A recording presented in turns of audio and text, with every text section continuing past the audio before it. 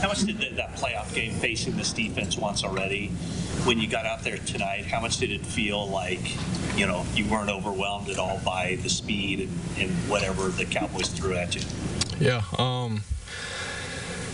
Yeah, I think it did help for sure.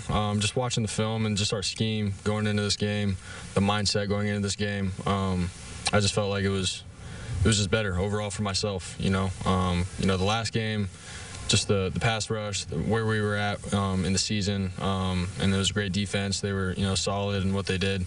I don't know if that maybe got me off edge a little bit or what, but this game, just the mindset going into it, knowing what I'm looking at. I know I've played this defense before. It helped for sure. But the play calls were great. Guys made plays all around me. Defense did great, so it wasn't just me. So on the flea flicker, obviously George is wide open. Does that make it any more difficult for you, just knowing that I just can't miss this? I mean, are those passes sometimes more difficult than the tight windows? Yeah, they can be.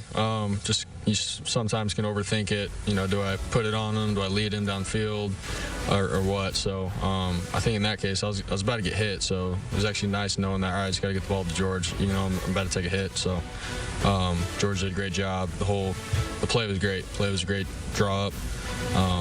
We were excited we got to finally call it, so it was good. Brock, you've been in obviously a pretty good offensive groove here. Any other point in your football career where you felt this in sync with an offense that you guys can do almost anything to do it? Yeah, I don't know if I've ever felt, like feeling this good just with the offense and everything as a whole. I can't really think of a time. There's some good games, he played back-to-back games in college.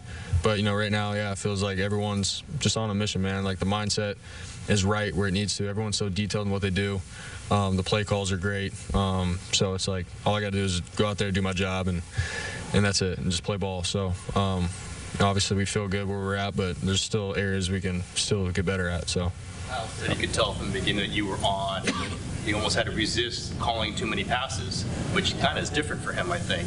Did you feel like you were on at the very start of this game?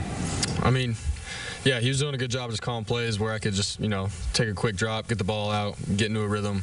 And, so obviously for me, I'm always like, yeah, I'm willing to throw every down. But, just in terms of having a balanced offense, run the ball, it's what we have to do. And so, yeah, I felt good early on. I actually felt like, I missed a couple throws just with BA, some opportunity balls early on that I wish I had back. But outside of that, got into a rhythm, and we were able to roll. So, yeah. I think the significance of this is big picture in terms of beating. I mean, everybody thinks it's Dallas, Philadelphia, and San Francisco in the NFC, and you just beat them by the biggest margin ever in the rivalry. What's the significance of that, dominating both sides of the ball and winning big on the scoreboard? I mean, honestly, we're just taking one day at a time, one game at a time. We're not trying to get caught up with what people are saying or how other teams are looking. It's a week by week kind of thing for us. It's any given Sunday. You come out, another team is ready to roll. They're going to give you your best shot. So it's not just a given that these are going to be the teams at the end. So we know that.